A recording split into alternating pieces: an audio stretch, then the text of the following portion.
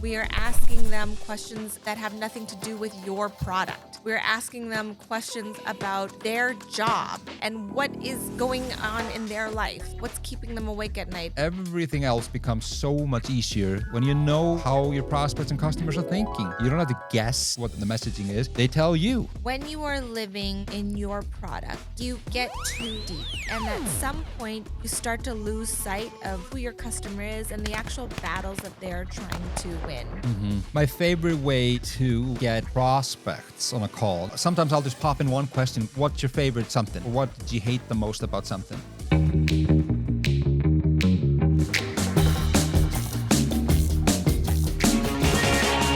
Welcome back, everybody, to the All the Hats podcast. My name is Ómar Thor Ómarsson, and I'm the CEO and co-founder of website analytics platform Optimize. And my name's Alicia Lay. I'm head of B2B at Digido Marketing Agency. And I'd like to introduce you to our awesome producer, Dino from Sweetfish. Dino! Hey, everybody. Welcome to the show. Welcome to my show. This is Dino, Steve Jobs podcast, and we're just guests, but that ramble on and ramble on. And today we are talking about customer research and, more importantly, how small teams can actually do it without falling into a trap of overthinking or, overstepping on boundaries, which I think is often what small team marketers to go ahead and reach out to their customers. Yeah. I mean, we've been there. I mean, I remember I was scared shitless of asking sales to sit on sales calls. I was really afraid to ask customer support or customer success and account management if I could listen in on conversations with our current customers. Yeah. So that's the best way, if you ask me, is to get a FaceTime, like one-to-one FaceTime with your customers or prospects, and have a great conversation with them. Yeah, I mean, we touched on it on some episodes prior, but like customer research and customer interviews is just critical to the success of your business. And I know for a fact that B2B companies are not doing it enough. They're not carving out that time to speak to the customer. I mean, account management might be speaking to them, but this is a different conversation. We are asking them questions that have nothing to do with your product. We're asking them questions about their job and how it affects and what is going on in their life, like what's keeping them awake at night. And then all the other things that come with this, you know, and we're just like, we're listening and we are hearing about how they're speaking about their problems. We're hearing about how they're speaking about the KPIs that they are that they're held accountable. Yeah, I will reiterate, this is not about your product. This is about pains and pleasures. Pains and pleasures, yes, yeah. And how, and the goals that they are trying to achieve. Yeah. I remember when we weren't doing customer research, and I was like, oh, it's such a mountain to do with this customer research stuff. We don't have time for it. I don't know how to even start it. And then once you do it, you realize everything else becomes so much easier when you know how your prospects and customers are thinking. You don't have to guess what to tell them or what the messaging is. They tell you what it is. So exactly. That's the lovely part. So step one, marketing 101, is like know thy customer and know who your ICP is and try to define it in a niche way. So one way, which we just touched on, is like interviewing your customers. Yeah, I mean, just like what, if you start like at the very beginning, like what type of companies is your customer? Mm-hmm. Is it enterprise customers, or is it small companies? Is it startups? In what industry are they? Are they in financial services, or are they in fisheries, or whatever? In what geography are they? Are they in Europe or Southeastern Asia? Like, try to narrow that down as much as you can, and then try to figure out who in that company is actually the user of what you have to offer, and what is the buying committee? Like, how does that conversation happen? And then you know who to talk to. So obviously, if we can get some FaceTime with our customers, that's just the perfect scenario, and we should be doing it regularly. There are also other ways for us to be doing customer research. So, I mean, you could talk to your prospects. Mm-hmm. What's the difference between prospect and customers? So a customer is somebody that's already purchased your product or service and already working with you, and either they're super happy or really unhappy or anything in between. And it's good to know where they kind of what they like and don't like about working with you. Yeah. But prospects are more like potential buyers that are out there, and it's also good to talk to them to figure out like what are they using now. And like ideally, we want them. Yes, we want them. Yeah. So you're trying to attract these prospects to become customers. Yeah. So I mean, it should be very similar, like what you kind of learn from the customers and prospects, but there's nuances, obviously. But you don't. You can also talk to potential customers and prospects to learn what they're looking for. And the questions I like then is like, okay. Because it usually starts with a problem. They have a problem. Something is irritating them. Something is taking too long or costs too much, or just there's got to be a better way. And so they are maybe kind of looking for a better way to do something already. Do you think it's hard to get time with a prospect if they're not a current customer? There's other ways than just getting So there's several ways to do customer research. If we take a step back, it doesn't have to be FaceTime. I mean, that's the best way, if you ask me. You can do surveys, for instance, through a winter. I know not everybody likes that. I like it. I like surveys a lot to online community channels like Reddit and see what people are talking about there. You can look at social media. What are people saying on social media in different groups or channels? Or on your channel, what are they commenting or what are they criticizing or saying that they like about what you're putting out into the world? You can look at your website and what people actually click on there, or what people are converting on there. And then there's obviously some market reports and stuff like that. But to your point, though, the best way to do it is to get it straight from the horse's mouth and just talk to your customers and get that feedback. But there are several ways. So if that's not an option, don't let that stop you. Try to gather the intel on what your prospects and customers are thinking. Yeah, it's just one of those things where you get too deep. You just get too deep into the problems or to the features, and at some point you start to lose sight of who your customer is and the actual battles that they're trying to win. So that's why sometimes messaging gets a little bit feature heavy. And that's why like the website gets a little bit feature heavy, because we're just like so deep in our product. Yeah. But if we can take a step back and do as much customer research as we possibly can on a regular basis, then that'll allow us to make sure that we are still speaking to the value that is meaningful to them.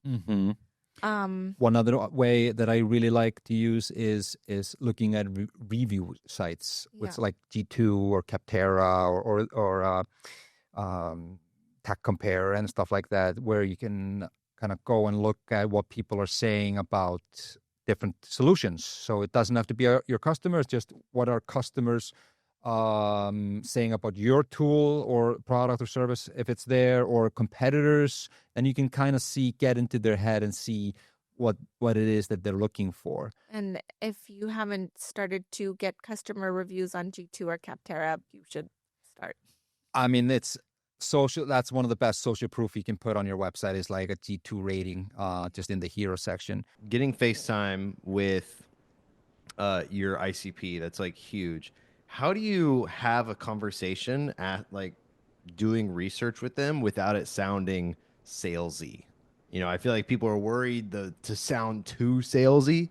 I mean, I really love opening the conversation with, we just want to hear how things are going on with you and any struggles that you're currently having.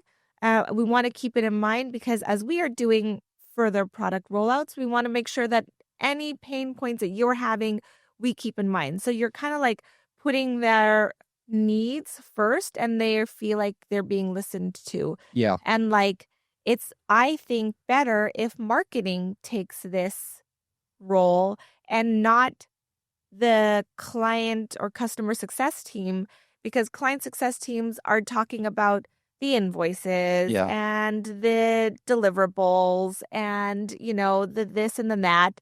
And it gets very like nitpicky. We're trying to be a little bit more high level here, and we're trying to make it in a way where it sounds like, and it's not, it isn't it sounds like, and it is a way where we're trying to understand their problems and pains and keep them in mind.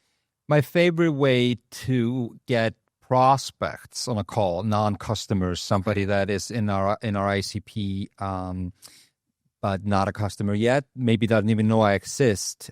My favorite way to get them is actually just to add them on LinkedIn and just send them a message. The best way is probably something like, I'm doing some research and I have something to share, but I would love your input. And then get them on a call. And people are very often willing to do that. Yeah. Jump on a call with you because you have something to share with them and they have something to share with you. And then you both learn something. But with customers, I agree with you. You should be in that call or meeting. And you should try to get customer support or customer success or sales to kind of help you line that meeting up and not have them ruin it with what's in their mind, with their agenda. Yeah. And the best way is to have just a normal conversation, not like question one. Yeah. This is being recorded, by the way. Just make them feel comfortable. Totally. Yeah, just like I just want to have a little chit chat with you and hear what's going on. How's it going? Yeah. And then you have these questions that you need to ask. And again, my favorite book on customer research questions is the MOM test because it does help you not taint your questions or pollute your questions with your own. What the answers you're looking for, because we do that subconsciously. Yeah. I mean, unless you're purposely trying to make metrics for your website. I mean, sometimes that's what you need, though. I mean, but if you really truly want honest answers, it's questions like, how are you doing it right now? How are you solving this problem right now? Can you take me through the steps? And then you have to listen very carefully for the gold nuggets in there and what words they use and stuff like that. It's a very delicate process. Let's say somebody, you sit down, you have your market research conversation with someone and it goes great, but let's say they say something pretty negative and it might tempt you to like completely overhaul the website now because you're like, oh my gosh, this person said they don't like blue. When do you determine that it's something you need to take action on versus just like a one-off opinion? It's a great question. Yeah, I mean, I think oftentimes it's patterns, right? If it's just, and also which customer are you speaking to? Sometimes the squeaky wheel gets the grease and you have the loudest customer that is the most demanding and that's taking up all of your time, but it necessarily, it's kind of like your quiet customers are your best customers. Even though it's a little bit scary because they're so quiet, but they're the ones that are just happily using your product, and don't have a lot of complaints or this or that. So, it's not a cookie cutter answer, but you have to first think, is this customer our ICP? And if he is our ICP, then maybe we need to put a little bit more weight into what he's saying. And if this customer is not our ICP, then maybe we should take what she's saying with a grain of salt. Yeah. I think also just there's no magic numbers, like 10 people said it, then we need to do it. I think there's no magic number that tells you now is the time to make this change. But if you do see a reoccurring pattern of kind of feedback that is something is just off. Then at some point you'll get convinced. And I think, it's more than one or two people. It's like at least 10 people or something like that that tell you that. And so you need to kind of take that into consideration. But I love what you just said, Alicia, because I think every company should always be evaluating what is our ICP and is the current customer base actually our ICP? Because I think a lot of companies will just sell. Mm-hmm. And for instance, if you decided that your ICP are small to medium-sized companies, but enterprise keeps buying, but it's eating up a lot of customer support time, maybe you need to reevaluate if that's a right strategy for your company, and maybe you don't want these enterprise customers as your ICP. You know what I mean? Yeah. So, but why are we doing customer research? Like, what do we use it for? I mean, if we do customer research, it's not if, it's when we do customer research, and it should be happening all the time. Yep. Because this is what's giving gas to our Everything. engine. Yeah. You know, it's what runs us. And if we don't know their problems and if we don't know their pains, then what's the point of our existence? You should obsess over it, if you ask me. Obsess over it. I mean, at Optize, we have a Slack channel with our customers, and we just talk to them every day, you know, as much as we can. We ask them, sometimes I'll just pop in one question, go, what's your favorite something? Or what did you hate the most about something? Or how are you feeling? You know, I just touch base with them. If you can do it in person, it's obviously better. I remember at our old workplace, we used to have these, it was mostly product feedback, but they would have these beer sessions. They would just invite a lot of our customers to come and test out stuff, and they would be given beer.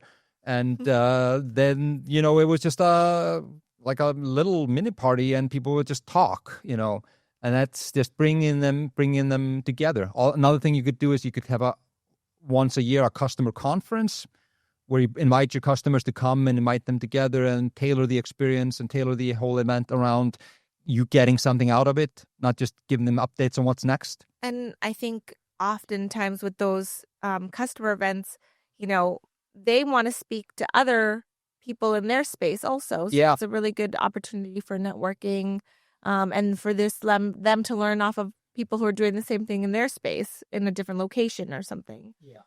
And another way I think that we haven't discussed yet to do customer research is ChatGPT, our favorite tool. Yes. Deep research. Deep research, yeah. Our savior.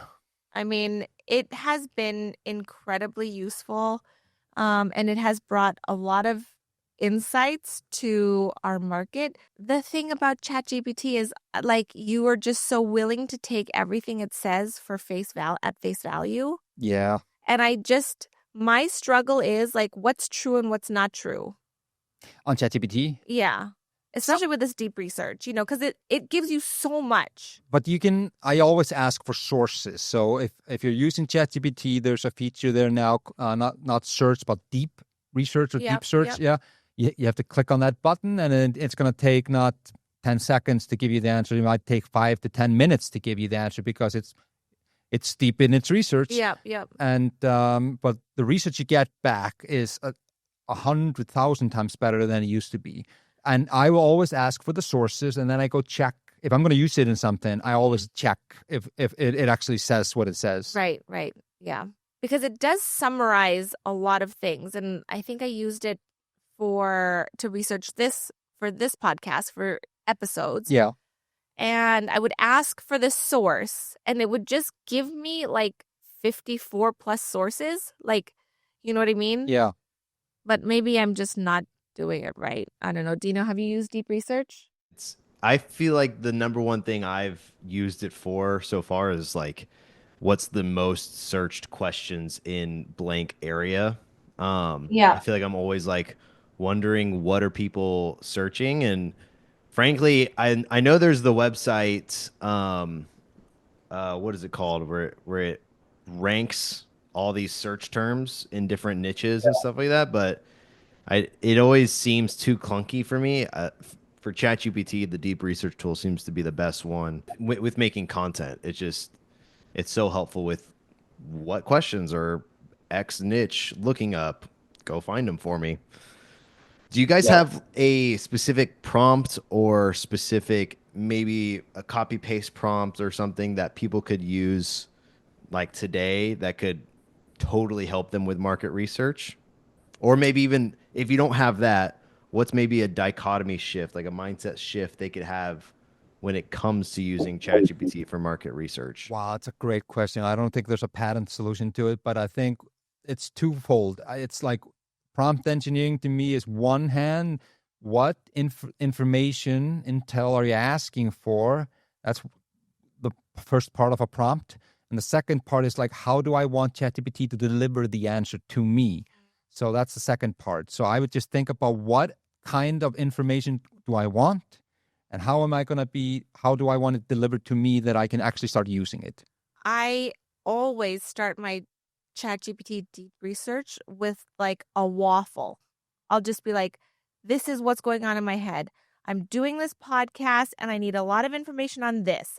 and I'm also thinking about this, and I'm also thinking about this, but really what I need is this, and I'm just literally like brain dumping. Yeah. And then I'll say, before you start, can you reiterate to me what it is I'm looking for? Yeah. And then I'll make sure that it's going to start in an accurate research, because my thoughts are just, all over the place. Mm-hmm. So it's a really good way for me to literally just brain dump, have it reiterate what I'm saying. Yeah. And then once I feel like ChatGPT understands what I'm asking, then, I will ask it to do the deep research. But that's one step that I wasn't doing, is how I want the information, because it gave it to me in a Bible. Yeah. Usually it has quite extensive answers, so you need to kind of ask it to deliver it in the way you want. And one tip I can give the listeners then on that is to use projects on ChatGPT. So create a project. It's almost like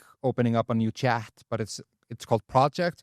And there you can both set a intro, just like for every question that I'm going to ask or anything I'm going to put in here, this is always going to be like a prelogue or like prologue, or what do you call it? Like something that it always has in its mind before answering. And then I'm saying stuff like, use this type of tone of voice, or don't use these damn hyphens, and don't use trailblazer and pioneer jargon words. And so when you use short answers delivered in bullets or stuff like that. Okay. In what way do you ask your deep research to be given to you? That's the input I put into a project, so I don't have to do that every time I'm asking it. For deep research? Yeah. Oh, okay. So it will just, deep research is just part of it, but it's what you do at the beginning of a project. You set the scene for the project, and then ChatGPT always keeps it in mind. Yeah. Okay. It saves a lot of time on what you just said, or that brain dump that you said. You don't have to do it every time you start asking it. No, but like I use projects for like every client that I have. And plus you can upload files and stuff like that. Yeah. So I use project for like each of my clients. Yeah. And in the project I put their like brand, tone of voice, any messaging work that I've done with them. Yeah. As much of their resources as I possibly have, their sales deck, and I give them everything there. If I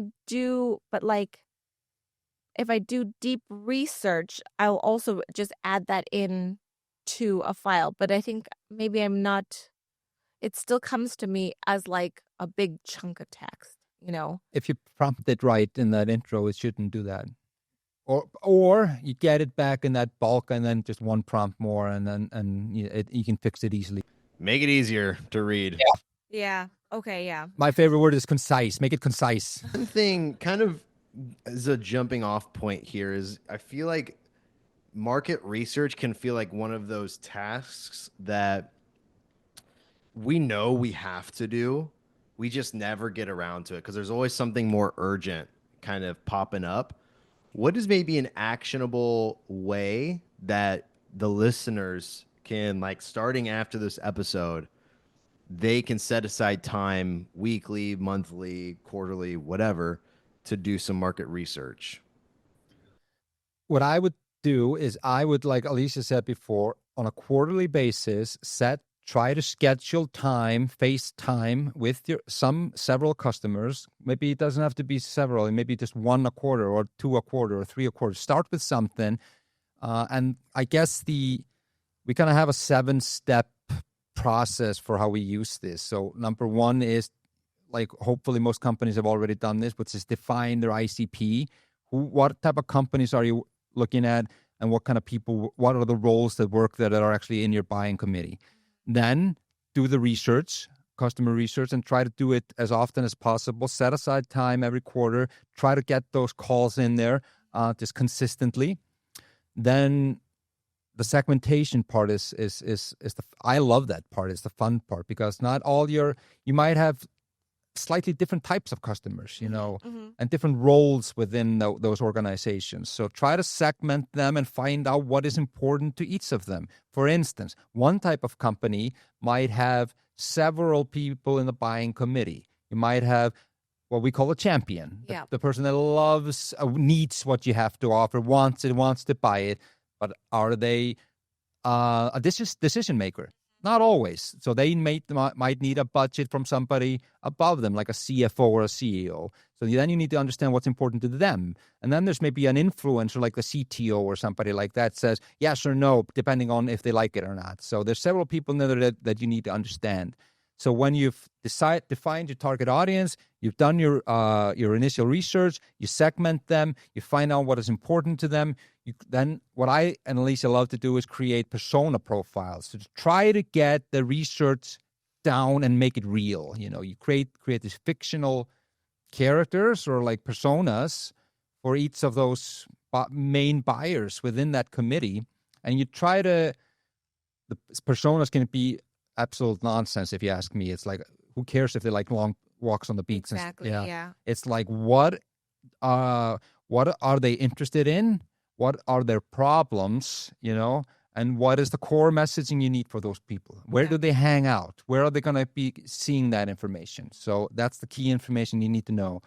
And if you've created persona profiles, which are pretty accurate depiction of your buyer, then you can start crafting the right messaging for them. And then you can turn that messaging into content, campaigns, website, all of that.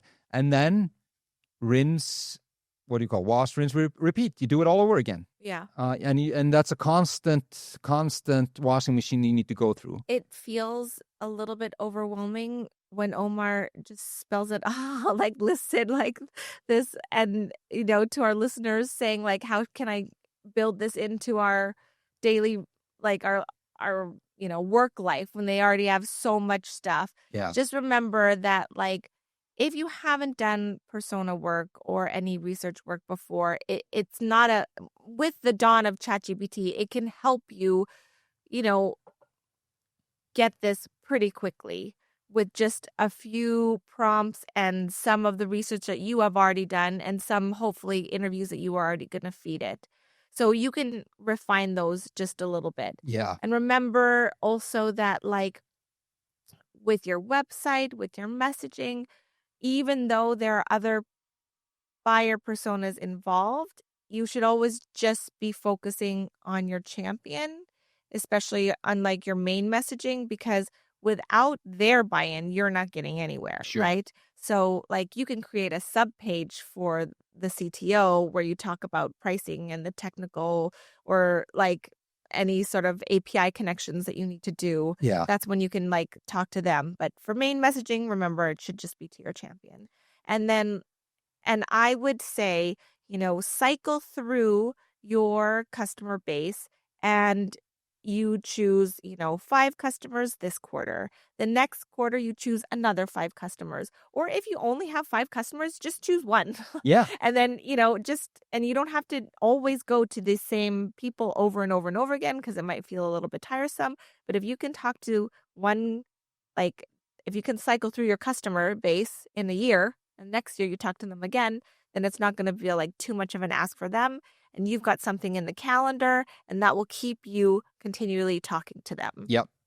And I think my experience, at least, is that customers like it. Yeah. They like being heard. They like that somebody is actually on the other side listening. I think radio silence is the worst. It's like nobody over there cares if we're using the tool or not, or if we like it or not. Nobody's listening or asking for our feedback or anything. That's the worst scenario, I think. Yeah. But I think what was the biggest problem for me with customer research was what to do with it. You have that interview. Maybe you have a transcript. Maybe you have some gold nuggets. But what do you do with it? Like, where do you put it? Where does it live?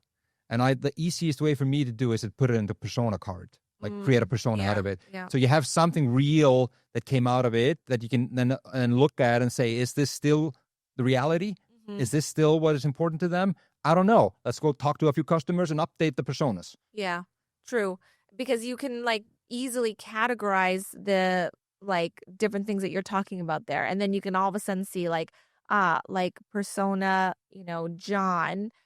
This person has like these are the KPIs that all the Johns, that doesn't sound good. These are the KPIs that all the Bruces are talking about. It's usually a role within the organization. Exactly, Yeah. Job function. Exactly. And these are the, pain points that all the Susans are talking about, and you give the variety of them. Yeah. And then that will help you in your messaging. That will help you fine tune. Like, it'll also help you with your product rollout. So everyone's going to benefit from this. That's great points, Alicia. I think that's a perfect way to put a period on this episode. But I think if there's anything I would like people to take away from this episode is, do not feel like customer research is not your domain. It's definitely your domain. Yeah. And the better you understand the customer, everything is going to be easier. So try after this, if you're listening and you're like motivated to go do something for customers, talk to your customer success team or account management. Try to go through them and get their buy-in and so you don't step on any toes. Try to get a few calls in or meetings in this quarter. Just start with something. Talk to ChatGPT about what kind of questions to ask and stuff like that, but keep it casual. And for prospects, non-customers, potential customers, just go on LinkedIn, find a few of them, and just reach out to them and ask if they're willing to talk to you. And then take it from there. I love it. So if this episode has helped you, give you the confidence to go out and talk to some customers, talk to some prospects, please feel free to share it with your fellow small to medium-sized marketing teams out there. And if you like what you're hearing, hit subscribe, hit like, tell everybody you know. And if you are, entering into a new journey of customer research, we salute you and we encourage you to definitely take that seriously. But be careful, because a lot of people in your organization or in your network might be going, actually just go and do A/B tests. But we're not a big fan of that, are we, Alicia? Nope. We don't like A/B tests for B2B. So if you're interested in knowing why, check out episode 4 on A/B tests and why they don't work for B2B. Until then, thanks a lot for listening and have a good one.